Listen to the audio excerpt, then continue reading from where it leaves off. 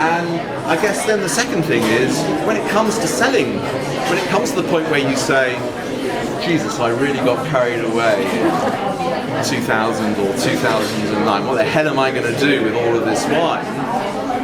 I better sell some of it, particularly the wines that are £200 a case, whatever, 300 Swiss francs a case, whatever it may be, and actually it's pointless hanging on to it, it's not going to appreciate in value, it's costing you money.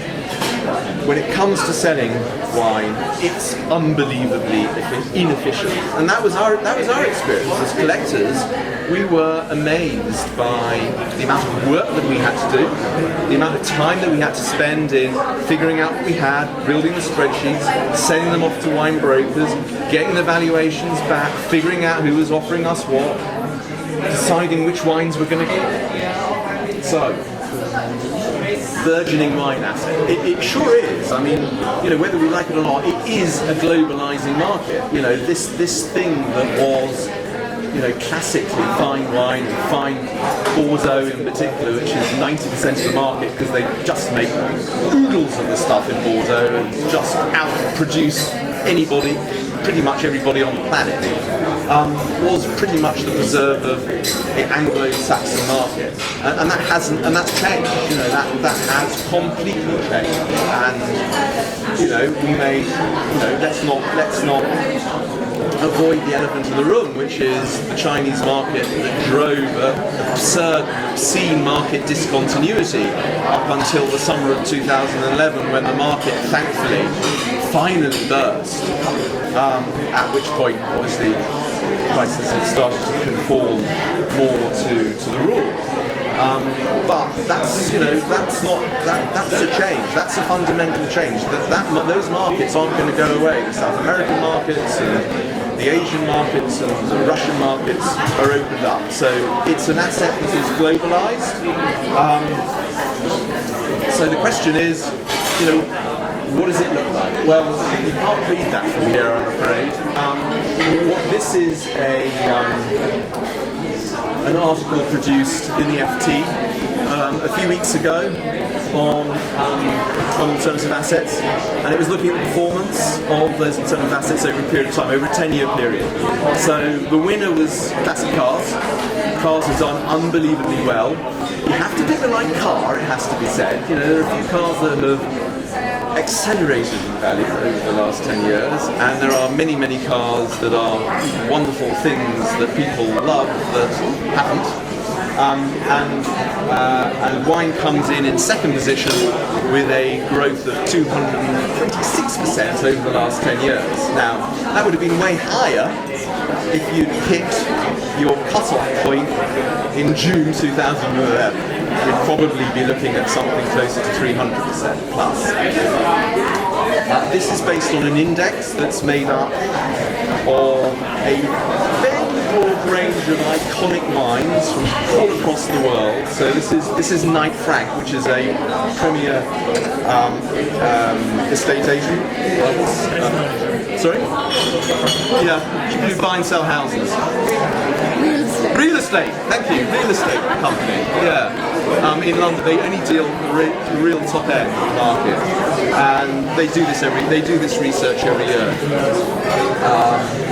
So for their market, building an iconic collection is very much reflective of that ultra high net worth individual. So we built an index just for them that reflected that. But here's a rub, even though we really downplay Bordeaux, that's still 40% of this index, because Bordeaux is such a big part of the market, you just can't ignore it. And then the other thing is, 15 or 20 years ago, people wouldn't have really considered wine as an alternative store of value, because the perception was that it was really, really risky. Well, that's changed quite a bit recently, really, and I think this FT quote sums it up, which is that here we are on the final day of the 20th century. Let's see, sorry, but it's the FT.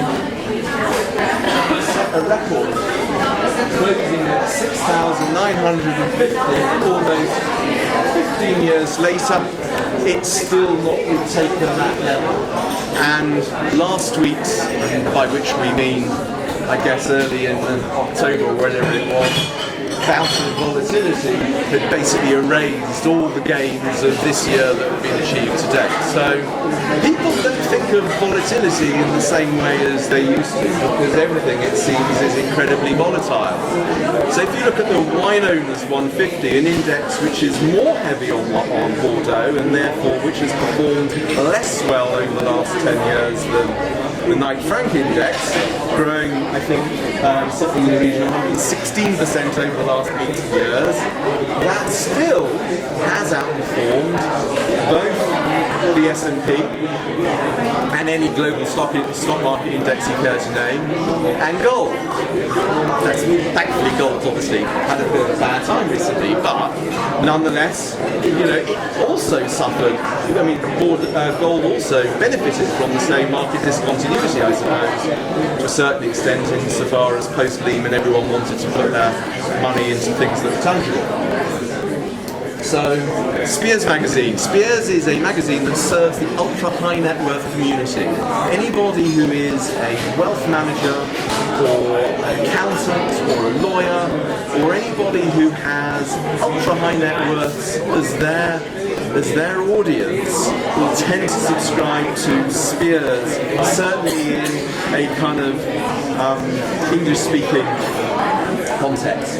And this research that was conducted in early 2013 shows all the other stuff that people buy and put money into, wine is the most popular. 52% of the respondents stuck some of their money, some of their wealth into wine. And indeed, if you start to kind of look at, this is hopeless really, but if you start to look at the overall holdings of alternative stuff, wine's right up. So, creating a solution that's fit for purpose. Okay, so there are lots of tools out there, right, for wine lovers. There are seller management platforms, there are search engines to find wine, there are ways that you can sell your wine through auction houses and the like, although obviously auction houses like to take their 30% from both sides, generally speaking, 20% from the seller, 20% from the buyer, and 6 to 10% from the seller. There really wasn't anything that pulled it all together. That was really interesting. And when you start to break it down, the fine wine management piece is providing collectors, private clients, with inventory management tools. The tools that professionals expect to have, but they simply don't exist. That kind of ability to catalogue and track simply didn't exist. An ability to self-direct. Well, we're all used to self-directing online these days, but some of these niche markets are very old-fashioned. So nothing existed that provided all market participants access to a secondary market. That seemed to me key to integrate the two things together. And then thinking about the sort of core principles of markets and efficiently functioning markets, price discovery is part of it, right? Well, there's a ton of information on pricing out there for wine, but you know what? There's a lot of data, there's not an awful lot of actionable, distilled information that tells people what the price is that if they put their wine up for sale tomorrow, that they would find a ready market at. So that price discovery thing is critical, I think, for any effective functioning market. So we kind of we built it, focusing on helping people to catalogue, helping people to analyse and track, and helping people to appreciate their collection. And when we kind of talk about appreciation, we think in terms of informing. We think about the sort of the parallel information that exists in equity markets in terms of analyst reports. So it's the critics' reviews, it's the profiles of the estates, it's understanding how many bottles they produce each year. It's all the deeper data stuff, to be honest, but it's interesting stuff as well. So pulling it all together, because actually you'll know this. Any wine collector knows that the amount of time they spend at their computer trying to pull together all the different points of view from loads of different websites and trying to figure out what the hell the pricing ought to be before making a buying or selling decision takes hours. So what if you could pull that all together and have access to that in one place and start to make not actionable decisions based on the research that you've done on one wine, but comparative decisions based on research that's at your fingertips for any number of wines. In this case, 70,000 wines, including vintage variation. So then, direct access to a secondary market. There are some fundamental differences, as we discovered. So, for a start, wine isn't as liquid as markets like stocks and shares. So there's a challenge in terms of how much work you need to put into figuring out your pricing database. So we decided to mark to market. We thought that was the best thing to do because it was the single most homogeneous data set. It enabled us to crunch around about 30 million price points, and enabled us to make decisions based on liquidity of wines, based on age of wines, and availability and basic number of data points from the market. So this is an imprecise science, but the first challenge is we needed to spend a lot more time understanding the raw data, understanding the different data types, and building algorithms that enabled us to reflect the market, and building outlier processes, because of course in markets like these people are pretty bad at data. The second thing was wine, like almost all treasure assets, isn't fungible. There are people that would like to make one case of Chateau Lafite 1982 indivisible from the next case of Chateau Lafite 1982. But honestly, they aren't, and they never will be, because there's too much variation around the journeys that wine's been on and a whole bunch of other stuff. So what does that mean? Well, what that means in terms of a market is that if you put a bid in the market and you get hit by an offer, in normal trading exchanges, deal's done. What about the short processes around markets that aren't fungible? What about the ability of the buyer to be able to have visibility of that wine, undertake their own inspection reports if they want to undertake their own inspection reports before they confirm actually, yeah, they want to buy that wine or not? So we had to turn some of the principles of two-way market on its head, and we had to give more power to the buyer. So imagine someone putting a bid in the market. If there was already an offer in the market for that same wine, that person's going to receive a notification that somebody's interested in their wine but they want to pay a lower price. At the same point, however, that bid is going to fire off to everybody on the platform that's using the portfolio management tools to look after their wine collections. So all of a sudden you could have 60 people or 70 people who get an email saying, there's demand in the market for your wine. Did you know that someone was prepared to pay this price for it?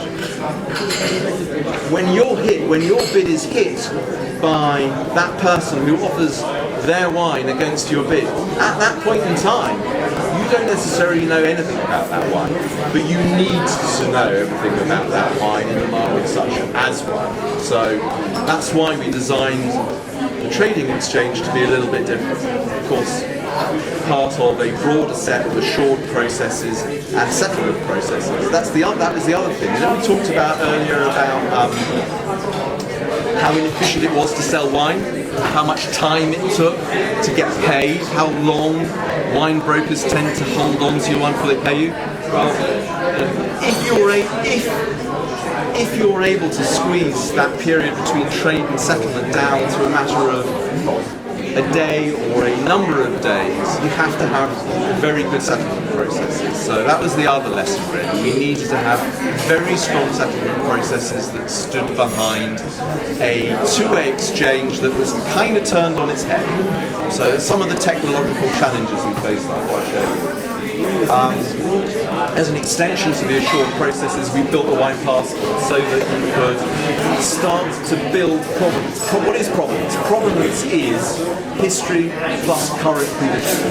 So it's the ability to be able to trace the history of a wine and understand what it looks like today or the last time an inspection was undertaken, and that then feeds into the market so that potential buyers can see what the status quo is today. So, as a market, we see sort of a number of key themes as being incredibly important. It's very easy when you come into a market that is dominated by wine merchants and wine brokers to be seen as a wine merchant or a wine broker. Otherwise, you know, I mean, why wouldn't you be? Well, the answer is because this is a platform built for collectors, by collectors. I think independence is incredibly important. Vital that anybody who's relying on pricing data, for example, knows that there's no distortion within that data because no one's got any dog in the fight. Transparency. We think markets grow exponentially when transparency is brought to any market. And wine hasn't been a particularly transparent market. Transparency comes with access to pricing, with access to knowledge, and with the ability to be able to do things quickly. The problems we talked about, assuredness really is all about those kind of additional processes. So ensuring that there is an audited and rigorous way in which buyers can satisfy themselves that what they're buying is safe and genuine, and sellers can satisfy themselves that when they sell wine to a buyer through a platform that is effectively an agent, that they are going to get paid and that it's going to be a quick and efficient process. So those are the kind of themes that we think about when we worry about what makes marketplaces successful and how we apply that to what we're working on.